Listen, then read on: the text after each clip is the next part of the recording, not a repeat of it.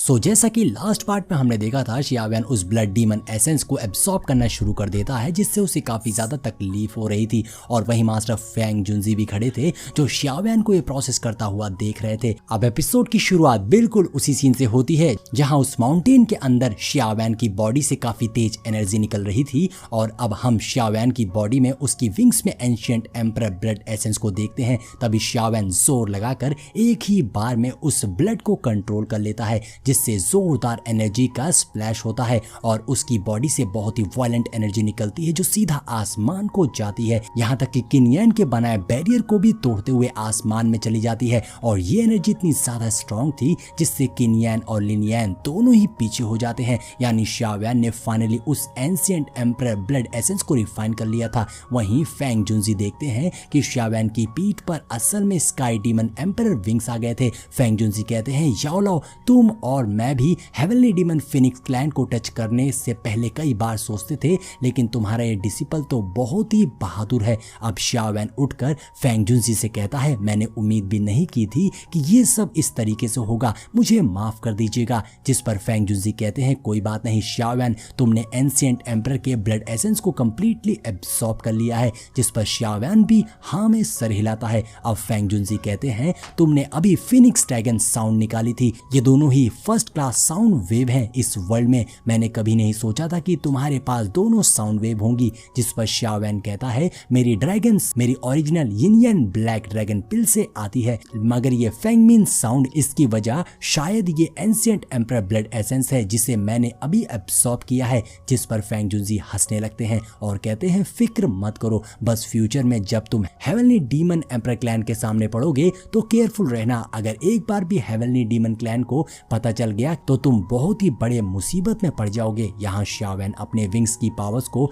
हल्का सा यूज करता है जो कि बहुत ही अमेजिंग थी। उसकी पावर्स बहुत ज्यादा बढ़ गई थी, यहाँ तक कि उसकी स्पीड भी पहले से बहुत ज्यादा इंप्रूव हो गई थी। तभी शियावेन के पास किंग येन लिन येन भी आ जाते हैं, जहाँ किंग येन कहती है, मैंने बिल्कुल भी उम्मीद नहीं की थी कि तुम इस एंशिएंट एम्परर ब्लड एसेंस को सक्सेसफुली एब्सॉर्ब कर लोगे। वहीं लिन येन शियावेन से नाराज होते हुए कहता है, शियावेन तुमने तो मुझे इस बार बिल्कुल डरा ही दिया था, मुझे तुम्हारी बहुत फिक्र हो रही थी। ये बोलते हुए लिन येन शियावेन के बाइसेप पर पंच मार देता है तो उल्टा उसे ही चोट लग जाती है, क्योंकि अब शियावेन की बॉडी रॉक जैसी स्ट्रांग हो गई थी। लिन येन हैरान होते हुए कहता है, तुम्हारी बॉडी तो भयानक ट्रांसफॉर्म हो गई है, बिल्कुल मॉन्स्टर के जैसे। तभी फेंग जुनजी शियावेन से कहते हैं, तुम्हें याओ लाओ के बारे में जो भी पता है वो सब मुझे बताओ। उन सब बातों को याद करके शियावेन को बहुत गुस्सा आने लगती है। अब शियावेन फेंग जुनजी को बताता है कि उस दिन मुझे प्रोटेक्ट करते हुए मास्टर फेंग याओ लाओ सोल पैलेस द्वारा किडनैप कर लिए गए। सोल पैलेस ने मास्टर को पकड़ने के बाद उन्हें बहुत टॉर्चर किया। ये सुनते ही फेंग जुनजी का खून गुस्से से खौल उठता है और उनकी बॉडी से बहुत ही टेरिफिंग ऑरा निकलता है, जिससे किंग येन और लिन येन दोनों ही पीछे हो जाते हैं। यहाँ तक कि शियावेन को भी दिक्कत होने लगी थी। फेंग जुनजी गुस्से से कहते हैं, सोल पैलेस मैं तुम्हें नहीं छोड़ूंगा और हैन फेंग तुझे भी। और वो फौरन किंग येन को ऑर्डर देते हैं कि इमीडिएटली हैन फेंग को पकड़ने का मैसेज भेज दो। फेंग जुनजी कहते हैं, हैन फेंग मैं तुम्हें मौत से भी भयानक सजा दूंगा कि तुम मौत के लिए तड़पोगे। फेंग जुनजी बहुत ही गुस्से में थे। तभी शियावेन कहता है, मैंने पहले ही मास्टर का बदला ले लिया है, हैन फेंग के पास अब सिर्फ एक ही सोल बॉडी है, वो भी सरवाइव करने के लिए। ये बोलकर शियावेन एक बॉटल को बाहर निकालता है जिसके अंदर से हैन फेंग बाहर निकलता है, जिसकी हालत बहुत खराब थी। हैन फेंग बॉटल से बाहर निकलकर कहता है, शियावेन तुम्हें मुझे आजाद करने के बदले क्या चाहिए। तभी हैन फेंग की नजर फेंग जुनजी पर पड़ जाती है, जिसे देखकर तो उसकी हवा निकल गई थी, वो डर के कांपने लगा था। इधर फेंग जुनजी इतनी ज्यादा गुस्से में थे कि उनके अंदर से बहुत ही टेरिफिंग एनर्जी निकल रही थी। हैन फेंग डर कर वहां से भागने लगा था, मगर फेंग जुनजी पावरफुल अटैक करके उसे बाहर नहीं भागने देते हैं और वहीं बंद कर देते हैं। और फिर फेंग जुनजी हैन फेंग को अपनी ओर खींचकर गर्दन से दबोच लेते हैं। फेंग जुनजी कहते हैं, तुझसे तो 1000 गुना बेहतर कुत्ते होते हैं, तेरी हिम्मत भी कैसे हुई अपने ही मास्टर पर अटैक करने की। हैन फेंग अपनी जान की भीख मांगने लगा था, लेकिन फेंग जुनजी तो हैन फेंग को जान से मारने जा रहे थे। तभी शियावेन उन्हें रोकता है। शियावेन कहता है, रुक जाइए, हमें अभी भी हैन फेंग की जरूरत है, क्योंकि यही जानता है कि मास्टर इस वक्त कहाँ है। जिस पर हैन फेंग भी कहता है, हाँ मैं जानता हूँ टीचर कहाँ है, मुझे छोड़ दो, मैं आपको उनकी लोकेशन बता दूंगा। जिस पर फेंग जुनजी शांत हो गए थे और हैन फेंग से पूछते हैं कि याओ लाओ को कहाँ पर कैद किया गया है। जिस पर हैनफेंग बताता है कि मास्टर याओलाओ को ज़ोनजाओ के वेस्टर्न रीजन में हेड सिटी में कैद करके रखा गया है, जहां पर सोल पैलेस की एक ब्रांच है। पर फेंग जुनजी हैरान होते हुए कहते हैं, मैंने नहीं सोचा था कि वहां पर भी सोल पैलेस की एक ब्रांच होगी, तो बताओ उस ब्रांच हॉल में कितने एल्डर्स हैं। जिस पर हैनफेंग कहता है सिर्फ एक एल्डर है, लेकिन फेंग जुनजी जानते थे कि ये कमीना हैनफेंग झूठ बोल रहा है। फेंग जुनजी कहते हैं, तुम्हें क्या लगता है कि मुझे सोल पैलेस के बारे में कुछ भी पता नहीं है? भले ही सोल पैलेस का ब्रांच कितना भी बड़ा क्यों ना हो, लेकिन उस ब्रांच में कम से कम 2 एल्डर लेवल के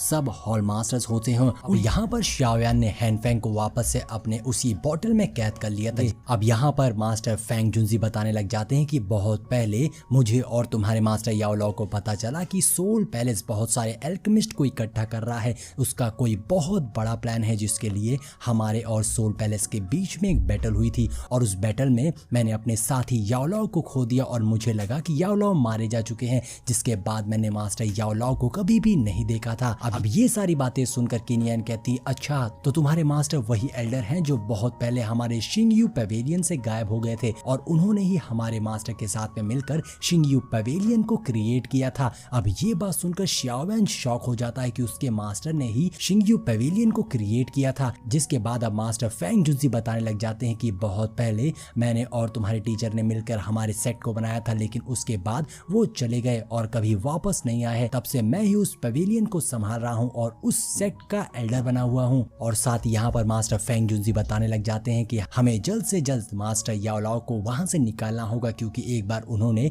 उस एल्केमी प्रोसेस को कंप्लीट कर लिया तो शायद हम मास्टर याओलाओ को कभी वापस नहीं ला पाएंगे। अब ये बात सुनकर शाओयान हड़बड़ाने लग जाता है और वो कहता है, हमें जल्दी कुछ करना होगा, तो हमें क्या करना चाहिए? जिसपे मास्टर कहते हैं, परेशान मत हो, मैं पहले अपने किसी बंदे को भेजकर हॉल ऑफ सोल के उस ब्रांच के बारे में पता लगाता हूँ, क्योंकि उसके बाद ही हम कुछ कर सकते हैं। लेकिन शाओयान सोच रहा था कहीं ऐसा तो नहीं इससे बहुत देर हो जाएगी। जिसपे मास्टर कहते हैं, परेशान मत हो, कुछ भी नहीं होगा, क्योंकि अभी मास्टर याओलाओ की एल्केमी स्किल उनके बहुत काम की, इसलिए अभी वो मास्टर याओलाओ को नुकसान नहीं पहुंचाएंगे। जिस पर लिन यान भी शाओयान को समझाने की कोशिश करता है। जिसके बाद मास्टर फेंग जुनजी कहते हैं कि अब मैं अपने शिंगयू पवेलियन वापस जाऊंगा, जिसके साथ ही मैं इसकी तैयारी शुरू कर दूंगा। और तुम लोगों को क्या प्लान है, तुम अब आगे क्या करने वाले हो? जिस पर शाओयान कहता है कि हमें डेंटा पवेलियन जाना है। ये बात सुनकर फेंग जुनजी कहते हैं कि तुम्हारे मास्टर याओलाओ भी एक बार गए थे और वहां पर कंपटीशन को जीते थे, तो तुम उनके डिसिपल होने के नाते उनका नाम मत खराब करना। और मैंने सुना है कि वहां पर तुम्हें एक और स्ट्रेंज फायर भी मिल सकती है,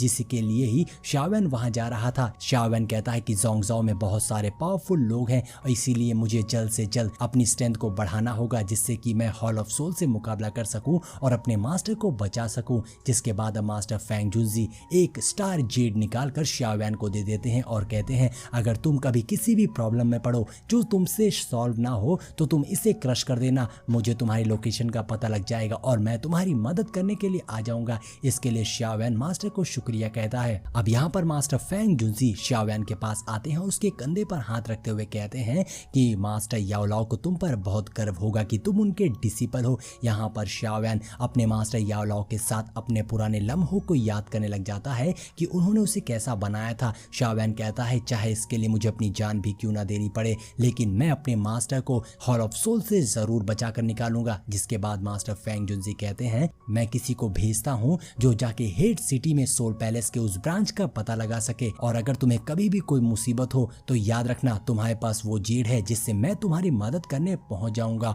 और अब मास्टर कहते हैं, बहुत समय हो चुका है, अब हमें यहाँ से निकलना चाहिए, क्योंकि मुझे मास्टर याओलाओ के पुराने फ्रेंड्स को भी इकट्ठा करना होगा। अब इन सब के लिए शाओयान भी उन्हें शुक्रिया बोलता है और वहां से लिन यान के साथ में निकल जाता है। यहाँ पर मास्टर फेंग जुनजी खुश हो रहे थे कि इतने सालों के बाद उन्हें मास्टर याओलाओ के बारे में पता लग गया है, और वो अपने आप से वादा करते हैं कि वो मास्टर याओलाओ को बचाकर जरूर निकालेंगे। जिसके बाद मास्टर फेंग जुनजी अपने डिसिपल किन यान के साथ वहां से चले जाते हैं, और अब सीन चेंज होता है और हम शाओयान और लिन यान को उड़ता हुआ देखते हैं, जहां पर शाओयान को लिटिल फेरी डॉक्टर और जियान की याद आ रही थी। जिसके बाद लिन यान शाओयान से पूछता है कि अब हमें क्या करना चाहिए, जिसपे शाओयान कहता है, हमें डेंटा सिटी जाना है। जिसपे लिन यान बताता है वहां पर डेंटा पगोड़ा है और डेंटा सिटी में बहुत सारे पावरफुल एल्केमिस्ट भी आते हैं, लेकिन अगर हमें वहां से जाना है तो हमें वॉर्म होल के थ्रू ट्रेवल करना होगा, लेकिन उसके बाद भी हमें वहां पहुंचने में कम से कम 1 महीने लग जाएंगे।